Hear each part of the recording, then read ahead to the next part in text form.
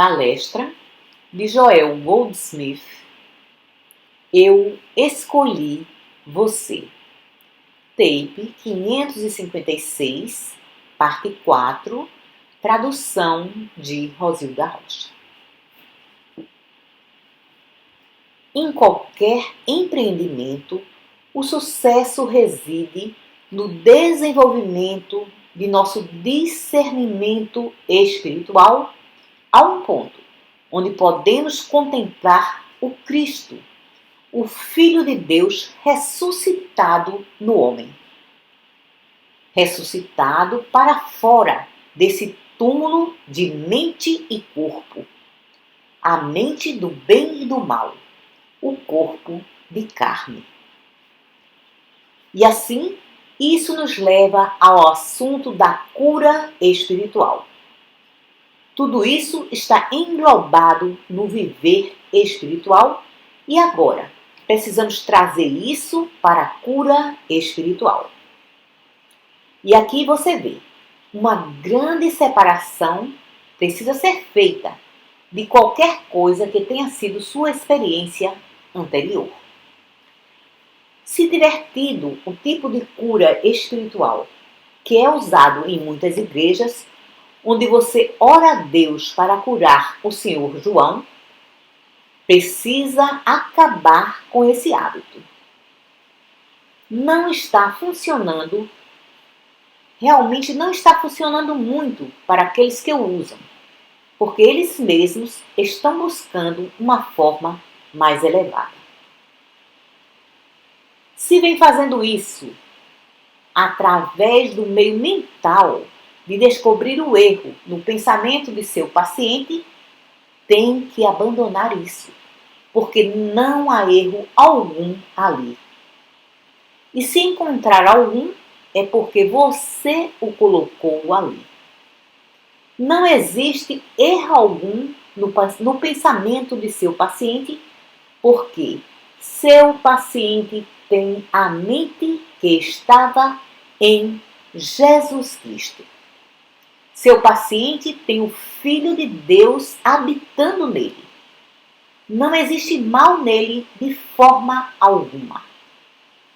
Se tem tentado usar o poder de Deus sobre a doença, o pecado, tem que abandonar isso. Se tem usado o poder da mente sobre o erro, tem que abandonar isso. E a razão é essa. Uma das primeiras revelações, quero dizer, revelação original espontânea que me foi dada, foi sobre a natureza ou fonte do mal.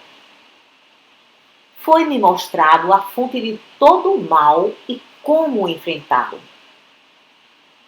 A fonte do mal não está em você, nem está em qualquer criminoso, em qualquer prisão, nem em qualquer ditador, em nação alguma. Você vê, os ensinamentos humanos o fariam acreditar que você tem uma mente própria, sua mente, e que sua mente pode ser boa ou má, ou pode mudar de boa para má ou de má para boa. E assim, poderia haver pessoas com a mente boa e pessoas com a mente má. E os seres humanos vão trabalhar com aqueles que têm uma mente má, ou uma mente doente, ou uma mente pecadora, para tentar corrigi-la e substituí-la por uma mente boa. Eu tive uma experiência com um psicólogo que por 22 anos vem praticando todo tipo de trabalho em prisões, institutos para doentes mentais, cortes de divórcio, faculdades, colégios de segundo grau, e ele admitiu para mim que nunca viu uma cura em 22 anos. Bem, como poderia haver, a menos que fosse por acidente? As premissas estão todas erradas. Não existe pessoa alguma cuja mente precise de cura. A mente é um instrumento e ela reflete qualquer coisa com a qual for alimentada. E assim, para começar, tentar corrigir a mente é um erro. O que é necessário é colocar o machado diretamente à raiz da árvore e chegar àquele lugar que alimenta a mente com o bem ou o mal. Então, a fonte do mal é uma crença universal em dois poderes. Paulo a chamou de mente carnal, simplesmente para lhe dar um nome. Não é que exista uma mente chamada carnal. Não é que exista uma mente má. É como o termo mente mortal que a senhora Ed criou e explicou que não é uma mente, é simplesmente um termo significando nada. Não existe tal coisa como uma mente mortal. Não existe tal coisa como uma mente carnal. Existe uma crença universal em dois poderes. Não é sua crença ou minha. Por favor, tenha certeza disso. É uma crença universal. Em virtude de nosso nascimento, nós aceitamos essa crença. E, portanto, em alguma medida, somos todos feitos do bem e do mal. Agora, a cura espiritual reside em compreender a natureza universal, impessoal dessa crença em dois poderes e soltá-la. Desde que não é uma lei e não foi feita por Deus, não é pessoal. E é por essa razão que nunca precisamos saber o nome do paciente ou o nome da doença do paciente. Não precisamos saber se a reclamação é física, mental, moral ou financeira. Por quê? Não damos um tratamento a pessoa alguma sob qualquer circunstância. Em toda a minha vida, nunca dei um tratamento a pessoa alguma e sei que nunca o farei. Se você me disser que está doente, imediatamente me afasto desse você. Eu já sei que Deus é sua verdadeira identidade. E, portanto, a única coisa que preciso fazer é lembrar a mim mesmo que a mente carnal, a crença em dois poderes, é uma crença, não é uma lei. E então, soltá-la. E no grau de sua receptividade, a cura pode ser instantânea, rápida ou lenta. Minha função é deixar que você se choque com a minha consciência. Se coloque de frente à minha consciência. Quer seja falando, ou escrevendo, ou passando um telegrama, ou telefonando, para que eu jogue essa crença no cesto do lixo, no cesto do lixo mental. Minha função não é curá-lo, melhorá-lo ou purificá-lo. Já levantei o Filho de Deus em você. Então, conheço sua identidade.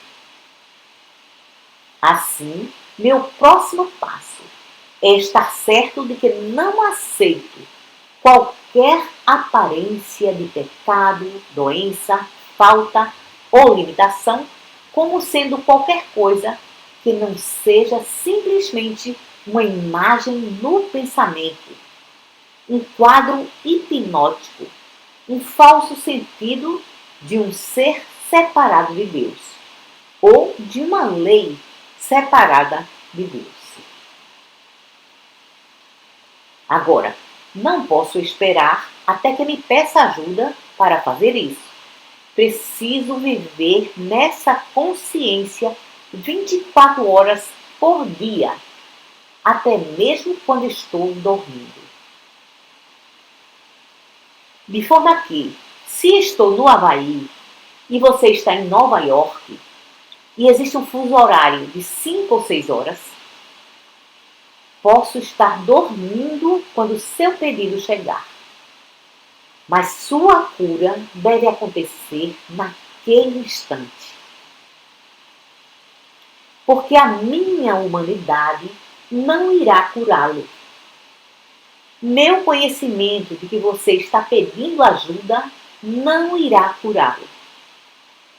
Se não tocar a divindade em mim, você não será curado. E se eu não estiver ligado a essa divindade, você não será curado, porque a consciência divina não estará ali para receber a aparência que você me enviou. Em outras palavras, não posso ligar e desligar minha convicção da natureza do Cristo em você. Nem posso ligar ou desligar minha compreensão de que o mal não existe como realidade. E você pode entender quando lhe digo, e eu repito, não existe poder no céu, na terra ou no inferno maior do que eu sou. E agora você pode jogar todos os males e todos os poderes que quiser contra mim. E essa realização dissolve toda a arma que é formada contra mim ou contra você. Todas essas reclamações não são coisa alguma, mas apenas armas forjadas contra o Cristo em você. E à medida em que começo a levantar o Filho de Deus em você, em que começa a levantar o Filho de Deus em si mesmo, em mim, em seu vizinho, em sua família, você estará mais e mais imune a esses falsos apetites, desejos do mundo e pecados do mundo e as doenças do mundo e as faltas e limitações do mundo. E à medida em que habita cada vez mais na afirmação do Mestre, Pilatos, tu não terias poder algum sobre mim. Ou seja, não existe poder no céu, na terra ou no inferno maior do que eu sou. O eu, no centro do meu ser, veio para que eu tenha vida e que tenha vida mais abundantemente. E tudo o que é preciso saber constantemente é que esse eu, esse Cristo, no centro do seu ser, veio para que você tenha vida e para que tenha vida mais abundantemente. Não posso esperar que me ligue e diga, eu tenho uma dor. Preciso ter essa consciência 24 horas por dia para atender a toda carta que recebo, toda chamada telefônica, todo telegrama, toda manchete dos jornais, toda notícia amarga que aparece na televisão. Eu preciso estar dentro de minha consciência interior e consciente do fato de que não existe poder algum no céu, na terra ou no inferno maior do que eu sou. Aquietai-vos e sabei que eu sou Deus.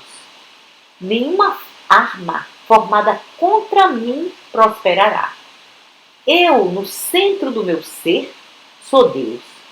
Eu, no centro de seu ser, sou Deus. E todo mal não é poder. Não pode haver um Deus onipotente e um outro poder. Existe apenas uma crença universal que você está aceitando. Mas não existe um poder separado de Deus. E no seu reconhecimento da onipotência, mais perto do que sua própria respiração, você tem um único poder e todo poder. E todas as outras alegações de poder serão destruídas. Você vê, a mente humana jamais pode acreditar nisso. Não existe coisa alguma sobre isso que seja de bom senso do ponto de vista humano. Não existe coisa alguma sobre isso com a qual a mente humana possa concordar ou aceitar. A menos que haja um toque do divino desperto em você, essa mensagem não pode ter apelo algum para você, nem pode vivê-la ou praticá-la, porque ela demanda que a cada respiração você negue a evidência dos sentidos. Nas palavras do Mestre, não julgueis segundo as aparências. E deve fazer isso de manhã à noite e da noite até amanhã, até que toda a sua consciência tenha mudado. Isso deve ser verdade.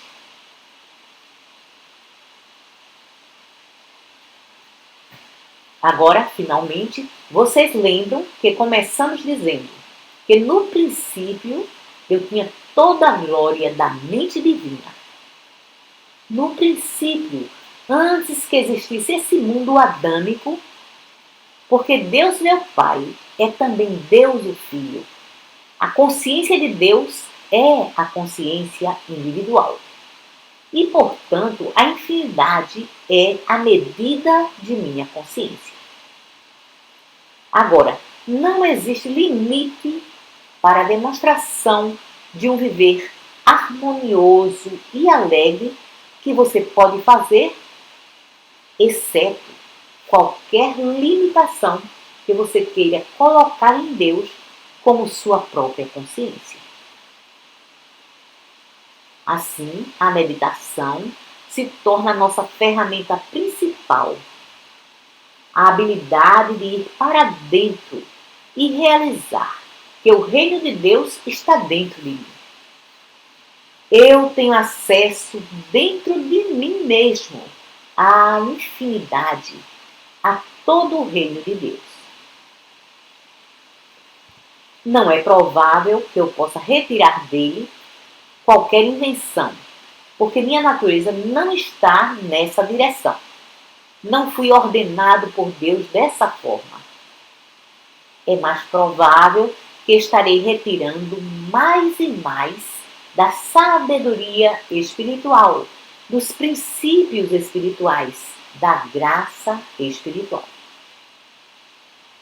Porém, desde que eu continue nessa forma de vida, devo, eventualmente, retirar a infinidade, a totalidade do reino de Deus, a completude e a perfeição da mente divina. Porque eu, dentro de mim mesmo, tenho acesso a essa infinidade. Tenho acesso à imortalidade, à eternidade. Porém, você vê, seria um sacrilégio para mim fazer essa observação, a menos que reconheça que essa é a verdade sobre você, santo ou pecador. Santo ou pecador. A chuva de Deus cai sobre justos e injustos. Deus não faz acepção de pessoas.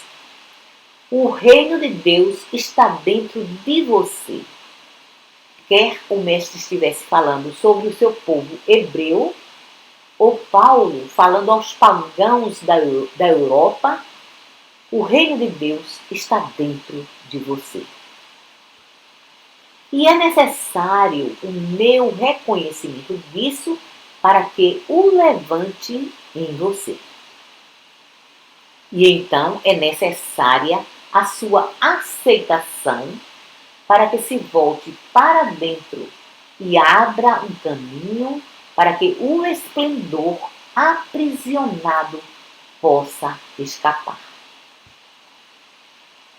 O esplendor aprisionado, a totalidade de Deus e seu Cristo está guardado dentro de você. Não existe utilidade alguma em orar para que qualquer bem venha a você. Ele não pode. Você já corporifica a infinidade. Não existe utilidade alguma em orar pedindo ajuda. Não existe utilidade alguma em orar por suprimento. Abra um caminho para que o esplendor aprisionado possa escapar, porque Deus constitui o seu ser. Deus é a sua consciência individual e Ele plantou a infinidade no centro de seu ser. A árvore da vida eterna. Ele plantou o eu no centro de seu ser. O eu que veio para que tenha vida e para que tenha vida mais abundantemente. Abra um caminho para esse esplendor aprisionado escapar. Toda oração que tenha qualquer expectativa de ganhar alguma coisa de Deus é paganismo. Quer esteja esperando saúde, ou cura, ou pureza, ou suprimento, ou companhia, é puro paganismo. É voltar no tempo a 4 ou 6 mil anos antes de Cristo. Porque Deus não é um Deus que retenha coisa alguma. Deus não é um Deus que retenha coisa alguma de você. Deus o ajuda se você acredita num Deus que está retendo alguma coisa de você e que vai lhe dar somente após você orar ou após encontrar uma pessoa religiosa boa que ore por você? Ou não? Não é Deus quem está retendo de você, é você mesmo. E, portanto, se encontrar uma pessoa realmente dotada espiritualmente, ela pode ajudá-la, por reconhecer o Espírito de Deus em você. Então, pode ajudá-la a abrir esse caminho para que o esplendor aprisionado possa escapar. Todavia, ela não pode obter coisa alguma de Deus para você, além daquilo que você já tinha no início, antes que o mundo existisse. A função do professor espiritual ou curador espiritual é, primeiro, reconhecer o Cristo em você. Segundo, reconhecer o poder temporal em qualquer forma, como nada. O não poder do poder temporal em qualquer forma. E terceiro, ajudá-lo a abrir um caminho para que o reino de Deus, que já está estabelecido dentro de você, possa escapar. Vocês sabem, já falei em classes sobre um curador muito conhecido no Oeste. Um curador metafísico muito bem sucedido. Um outro curador veio visitá-lo em seu escritório e o encontrou ao telefone. Então se sentou na sala de espera e tudo que podia ouvir era: sim, sim, vou cuidar de seu caso agora mesmo. Simplesmente deixe comigo. Isso é tudo. Desculpe-me, tem alguém na outra linha.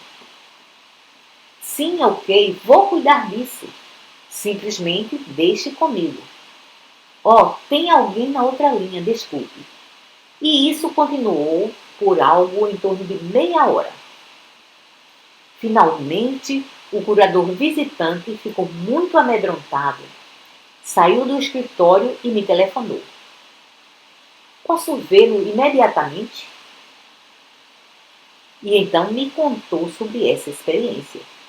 E disse: você sabe, esse curador nunca fez coisa alguma por aqueles pacientes. Ficava simplesmente fazendo promessas.